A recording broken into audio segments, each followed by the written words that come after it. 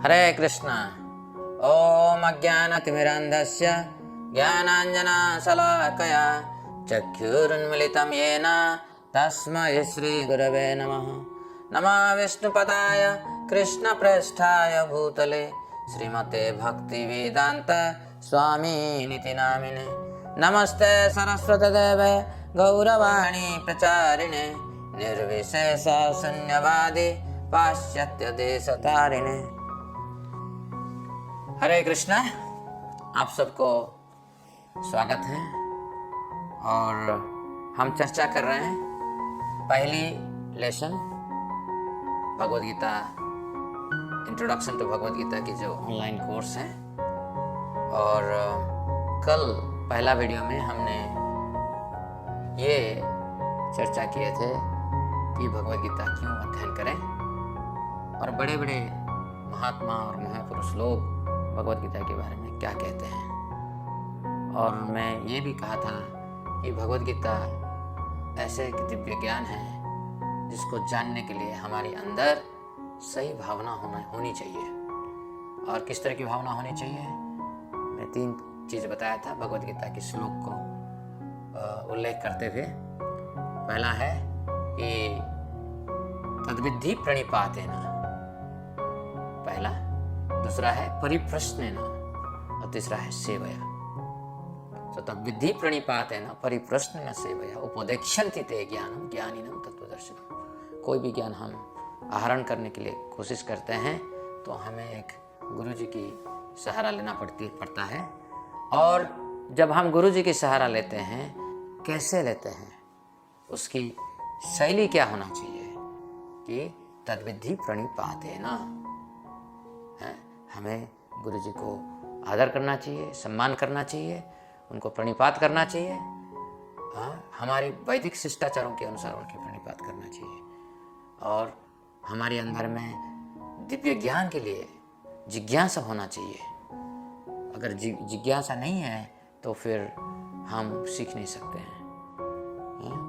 सीखने का भूख अंदर होना चाहिए। जब सीखने का भूख होता है तब प्रश्न होता है। और जो परिप्रश्न हम करते हैं, हम एरोगेंटली करते नहीं हैं, गर्व के साथ नहीं रखते हैं हमारे प्रश्न। हम प्रश्न रखते हैं, बहुत विनम्रता के साथ रखते हैं प्रश्न गुरु जी के सामने।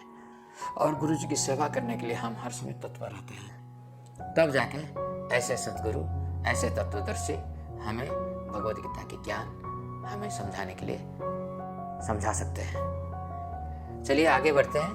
आज और भी मैं कुछ प्रेरणा के बारे में कहूँगा। भगवद गीता क्यों पढ़ना चाहिए, हमारे अंदर किस तरह की भावना होनी चाहिए कि हम भगवद गीता को आदर कर सकें। तो अब देखिए, अगर हम ये ब्रह्मांड को देखेंगे, हमारा अस्तित्व को देखेंगे, ब्रह्मांड के अस्तित्व के बारे में विचार करेंगे, तो हमारे अंदर एक विनम्रता की लक्षण होना चाहिए। क्यों, मैं इसके बारे में थोड़ा सा आपको बताता हूँ। आधुनिक वैज्ञानिकों के लिए सौरमंडल की रचना अद्भुत प्रेरणा की स्रोत रहा है।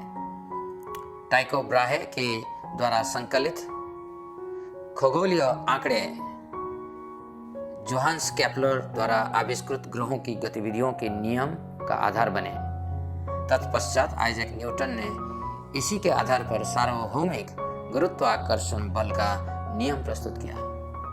यानी कि आप अगर देखेंगे, पहले से ही जो विज्ञानी होते हैं, जो कि जानना चाहते हैं दुनिया को, अपनी वातावरण को जानना चाहते हैं, अपना जो सौरमंडल है उसके बारे में जानना चाहते हैं, तो सौरमंडल को हम जब दर्शन करते हैं, देखते हैं, रात्रि की आकाश की ओर हमारा नजर आ जाता है, ग्रह, नक्षत्र, चंद्रमा, ये सब देखते हुए मन में ये प्रश्न आ जाता है, ये कैसे घूमते हैं, इनकी स्थिति, ये जो भ्रमण है, कैसे आकाश में इनकी स्थिति परिवर्तन हो रहा है। तो टाइको ब्राहे ने ये सब ग्रहों की जो स्थिति है उसको एक टेबल उसकी बना है। जैसे कि जनवरी महीना पहला दिन, दूसरा दिन, तीसरा दिन, तो एक ग्राफ बन जाता है। बुध ग्रह कैसे आकाश में घूमती है, उसकी स्थिति परिवर्तन होती है, और ऐसे हर ग्रह की जो ये बड़े बड़े ग्रह जो है छोटे छोटे ऑब्जेक्ट नहीं है, जैसे कि पृथ्वी बहुत बड़ा ऑब्जेक्ट है। तो ये ग्रह और नक्षत्र मंडल जो है अपनी स्थिति की परिवर्तन कैसे हो रहा है आकाश में। इन आंकड़ों को देखकर केपलर ने ग्रहों नक्षत्र की जो गतिविधियों की 3 नियम उपस्थापना किया, और इस नियम को एकीकृत करके सर आइजैक न्यूटन ने यूनिवर्सल लॉ ऑफ ग्रेविटेशन उसकी रचना किया। क्यों ये सब किया? क्योंकि मन के अंदर ये भावना आ ही जाता है कि इतने बड़े बड़े नक्षत्र, इतने बड़े बड़े ग्रह, ये बड़ा सौरमंडल, ये कैसे अंतरिक्ष में झूल रहे हैं। ये प्रश्न होता है। मैं भी जब 1981 और 82 में महानदी के किनारे में मध्य रात्र में चल रहा था, क्योंकि मैं जिस गाड़ी में जा रहा था वो गाड़ी पंक्चर हो गया, तो मुझे एक गांव को जाना था और करीबन 5 किलोमीटर मुझे पैदल चलना पड़ा, अकेला। और जब रात मध्य रात्र है, थोड़ा चांदनी है, तारकाएं हैं, ग्रह है, मुझे लगा कि मैं इस सौरमंडल में अकेला हूं, ऐसे भावना। और ये भावना अच्छी हुआ मेरे लिए, क्योंकि पहला बार मुझे महसूस हुआ कि मैं मेरा अस्तित्व के बारे में प्रश्न कर रहा हूं। और ये प्रश्न करते करते मेरे मन में बहुत सारे विचार आया कि पृथ्वी झूल रही है, सारे सौरमंडल में हर ग्रह झूल रहा है, कैसे झूल रहा है? मेरा सर ऊपर है कि मेरा पैर ऊपर है? ऐसे सब प्रश्न आया। और ये प्रश्न जब आता है तो उसकी उत्तर हम ढूंढते हैं। ये वैज्ञानिक नियम भले ही सामान्य लोगों की समझ में ना आए, फिर भी सौर मंडल की अद्भुत व्यवस्था की सराहना किए बिना कोई रह नहीं सकता है। उदाहरण के रूप में यह पृथ्वी ग्रह गोलाकार है और अपनी धुरी पर निरंतर घूमती रहती है। यदि आप गहराई से विचार करें तो आप समझेंगे कि हम सब वास्तव में आकाश में लटक रहे हैं। समुद्र का विशाल जल भी निराधार टिका हुआ है। इस तथ्य को समझकर न्यूटन ने गुरुत्वाकर्षण बल की अवधारणा रखी। इस बल के प्रभाव से समस्त वस्तुएं पृथ्वी के केंद्र की ओर खींच जाती है, चाहे न्यूटन की गुरुत्वाकर्षण के नियम हो या आइंस्टाइन की अंतरिक्ष काल के नियम हो। किंतु सौरमंडल की ग्रह सृष्टि की आरंभ से स्थित है। ये भगवान की रहस्यमय शक्ति का प्रभाव है। और आप सोचते हैं, मैं सोचता हूं, ये सब कैसे अंतरिक्ष में झूल रहे हैं, और उसके लिए हम कुछ फिजिकल लॉ निकालने के लिए कोशिश करते हैं। परंतु हम लोगों की इस सोच के पहले से ही ये सब व्यवस्था है। कोई एक विज्ञान है, उस विज्ञान के कारण सौरमंडल जैसा है ऐसा है। आकाश में ये सब बड़े बड़े ग्रह नक्षत्र झूल रहे हैं। कैसे झूल रहे हैं? बड़े विज्ञानी परम सत्य की जो विज्ञान है उसके आधार पर हो रहा है। अब थोड़ा सा इस विशाल सौरमंडल के बारे में चर्चा करें। पृथ्वी ग्रह की त्रिज्या लगभग 6371 किलोमीटर है, यानी कि अप्रॉक्सीमेटली 6400 किलोमीटर। सूर्य और पृथ्वी के बीच की दूरी लगभग 15 करोड़ किलोमीटर है। सूर्य की त्रिज्या 6,95,500 किलोमीटर है। जिस शहर में आप रहते हैं वो सृष्टि का एक छोटा सा स्थान है, और उस शहर के लाखों मकानों में आप एक छोटे से मकान में रहते हैं। यद्यपि आप अपने आप को घर का स्वामी मानते हैं, परंतु अनेकानेक अलक्षित जीव जंतु भी उस आवास के लाभ प्राप्त करते हैं। जैसे अनेक मच्छर, छिपकलियाँ, सूक्ष्म जीवाणु इत्यादि आपके घर में आपके ना चाहते हुए भी रहते हैं। आप उनकी गणना करें तो ये आपकी शहर के निवासियों की संख्या से भी अधिक होंगे। अभी मैं किसी की एक सज्जन के घर गया था। वो सज्जन अपनी घर से छिपकली एक एक निकाल कर बाहर फेंक रहे थे। मैं बोला, क्या आप फेंक रहे हो? ना, छिपकली फेंक रहा हूँ। विशाखापट्टनम में मैं था अभी, तो वो छिपकली फेंक रहे थे। मैं बोला, ये आपकी घर है, आप सोच रहे हो आप इसकी स्वामी हो, परंतु वो छिपकली आके रहेगा। आपके घर में तिलचट्टा रहेंगे, बहुत सारे मच्छर रहेंगे, सूक्ष्म जीवाणु रहेंगे हैं। ये हमारी अज्ञानता है कि हम सोचते हैं कि इस दुनिया की मालिक मैं हूं और मैं बनना चाहता हूं। यद्यपि हम अपने स्वामित्व पर अभिमान करते हैं, परंतु निरपेक्ष दृष्टि से हर एक जीव जंतु का महत्व उतना ही है जितना कि आपका। इस प्रकार पूरे ब्रह्मांड में अपनी वास्तविक स्वामित्व के विषय में आत्मचिंतन हम अवश्य ही विनम्र बनाएं। विनम्रता से संपन्न व्यक्ति अपने अस्तित्व के संबंध में अत्यंत महत्वपूर्ण प्रश्न करने लगता है। जब हमारे अंदर सही विनम्रता होता है, तब जाके हमारे अंदर प्रश्न आता है। जब हम सोच लेते हैं कि मेरे से दुनिया चल रहा है, मेरे हिसाब से दुनिया चलना चाहिए, तब तक मेरे अंदर कोई प्रश्न नहीं होगा। मननशील व्यक्ति के चित्त में कुछ इस प्रकार के प्रश्न का उठना स्वाभाविक है, जैसे इस सृष्टि का उद्देश्य क्या है? सौरमंडल की व्यवस्था का संचालक कौन है? इस विश्व में असंख्य जीव जंतुओं का अस्तित्व क्यों है? मेरे अस्तित्व का उद्देश्य क्या है? मैं कौन हूं? ऐसे प्रश्न कभी आपकी मन में आया है? अगर आया है, आप जान लीजिए कि आप सत्य की खोज में हैं।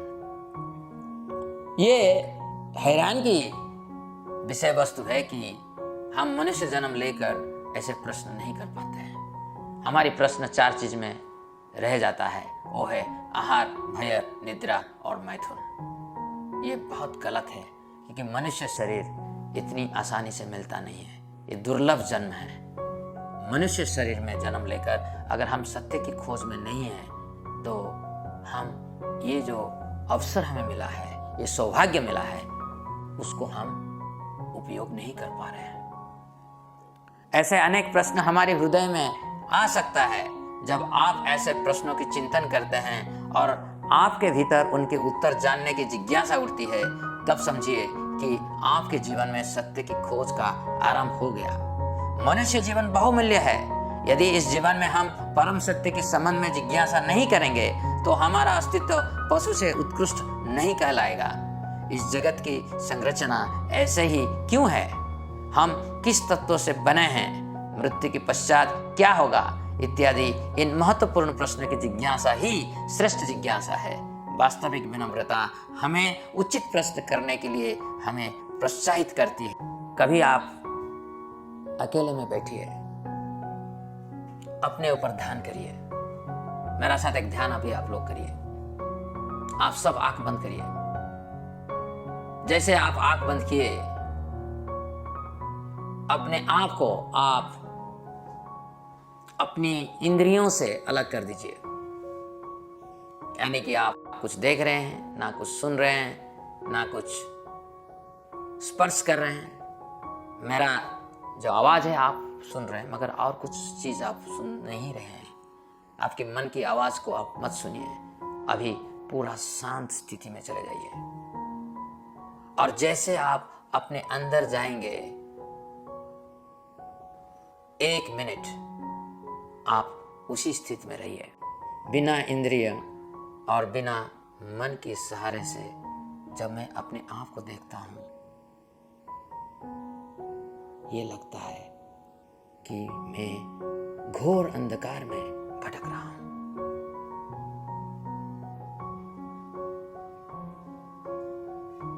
बिना इंद्रिय, बिना मन में मन और इंद्रिय को अगर मैं त्याग दूं, मेरा अस्तित्व है? नहीं है। ऐसे प्रश्न हमें करना चाहिए, ऐसे ध्यान करना चाहिए। जब ऐसे ध्यान हम करेंगे, एक दिन आप लोग देखेंगे कि आप मन और इंद्रिय से परे हैं। मन, इंद्रिय, बुद्धि से आप परे हैं। आप हैं, आप शाश्वत हैं। यानी कि जीवन क्या है, आत्मा क्या है, दिव्यता क्या है, इसको हम नहीं सीखते हैं। दो चीज हमारे सामने खड़ा रहता है, एक भौतिक द्रव्य जिससे हम प्रभावित होते हैं हर समय, और मैं आत्मा, दिव्य कण भगवान की। भौतिक द्रव्य में अज्ञानता भरा रहता है, इसमें काम, क्रोध, लोभ, मोह, मद, माश्चर्य रहता है। और दिव्य कण में दिव्य गुण, दिव्य कण में दिव्य गुण होता है। इसके अंदर दया होता है, शौच होता है, सत्य होता है, तप होता है। तो हमें अपने आप को समझना चाहिए। ये मनुष्य जन्म में मैं प्रश्न कर सकता हूं, मैं कौन हूं? एक जानवर प्रश्न नहीं कर सकता है। इसीलिए भगवत गीता को हम पढ़ना चाहिए। भगवत गीता इसीलिए पढ़ना नहीं चाहिए कि हमें भौतिक लाभ मिले। भगवत गीता इसीलिए पढ़ना चाहिए कि मैं मेरा बारे में कुछ नहीं जानता हूं, और मैं दूसरी भौतिक द्रव्य जिससे मेरा लेना देना नहीं है। मैं जब जन्म लिया था, अकेला जन्म लिया था। जब मैं जाऊंगा इस दुनिया को छोड़कर, तब अकेला जाऊंगा। वो अकेला कौन है? वो मैं हूं। उसके साथ में कितनी समय बिताता हूं, उसके लिए समय नहीं है। यानी कि मेरे लिए मेरा पास समय नहीं है। आत्मा के लिए मेरा पास समय नहीं है। मेरा हर समय मेरा शरीर के लिए है, शरीर की संबंधी के लिए है। ये बहुत बड़ा गलत है। और मैं आप लोगों को कहना चाहता हूं कि आप लोग इसके बारे में सोचिए। भगवत गीता जीवन की विज्ञान है, आत्मा की विज्ञान है, परम सत्य की विज्ञान है। तो ये जो वीडियो में मैं आपको ये बताया कि वैज्ञानिक लोग हो, आर्टिस्ट लोग हो, इंजीनियर हो, कोई भी हो, हम हर तरह के प्रश्न कर रहे हैं। मगर सबसे बड़ा प्रश्न होता है आत्मा क्या है, और उसकी उत्तर सिर्फ भगवत गीता से मिल सकता है। आप करोड़ों जन्म ले चुके हो, और करोड़ों जन्म लेने वाले हो। ये नहीं कि सिर्फ मनुष्य जन्म में आप, मनुष्य योनि में आप जन्म लेते हो, नहीं।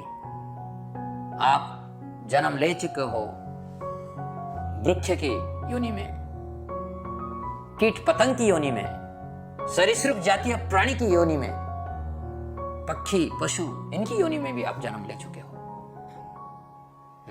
मेरा एक बेटी है ललिता। हम एक बार खाना खा रहे थे, मेरा तीनों बेटी और मेरा पत्नी। खाना खाने के समय में एक छिपकली नीचे गिर गया, लीजर्ड, टेबल के ऊपर, डाइनिंग टेबल के ऊपर। जैसे गिरा, इन सब ने इसके बारे में बातें शुरू कर दी, क्योंकि ये छिपकली जो है उनको घबरा देता है, घबराहट हो जाता है। तो इन लोगों ने सारे चीज बातें की कि इतनी घास्टली फॉर्म, इतनी घोर रूपी छिपकली की जरूरी क्या है? हाँ, और उसकी बहुत सारे अपमान कर रहे थे ये सब मिलकर। ऐसे होना नहीं चाहिए, हमें बहुत परेशान होता है। तो मेरा बेटी थोड़ी देर सबके साथ मिलकर चर्चा करने के बाद उसके मन में ऐसे उत्तर आया, प्रश्न आया, बोली कि मैं भी एक दिन छिपकली था। आज मनुष्य जन्म लिया हूं, इसका अर्थ नहीं है कि मैं छिपकली शरीर में नहीं था। छिपकली की पोशाक भी मैं एक बार पहना था। अगर मैं इसके बारे में ज्यादा बोलूंगी तो मुझे शायद अगले जन्म में छिपकली की शरीर मिल जाए। हे भगवान, गलती हो गया, तो ऐसे बोलने लगी। अगर जिस घर में भगवत गीता की पाठन होता है, बच्चे, ये सब चीजें भी उसको बताया नहीं था कभी, मगर जब हमारे घर पे, क्योंकि हमारे घर पे हर दिन भागवतम से शुरू करके भगवत गीता की चर्चा होता है, और इस घर में छोटे बच्चे जब बड़े होते हैं, उनके अंदर में भी ये संस्कार आ जाता है, और इनके अंदर ये भावना में हो जाता है कि इनको बोलना नहीं पड़ता है, ये समझ जाते हैं कि हमारा करोड़ों जन्म था और करोड़ों जन्म आने वाला है, इसलिए इस मनुष्य जीवन को हमें गवा नहीं देना चाहिए। We should not waste our human life. मनुष्य जन्म को कभी भी हमें नष्ट नहीं करना चाहिए, इसको हम नियोजित करना चाहिए, उपयोग करना चाहिए भगवान परम सत्य को जानने के लिए। हरे कृष्ण।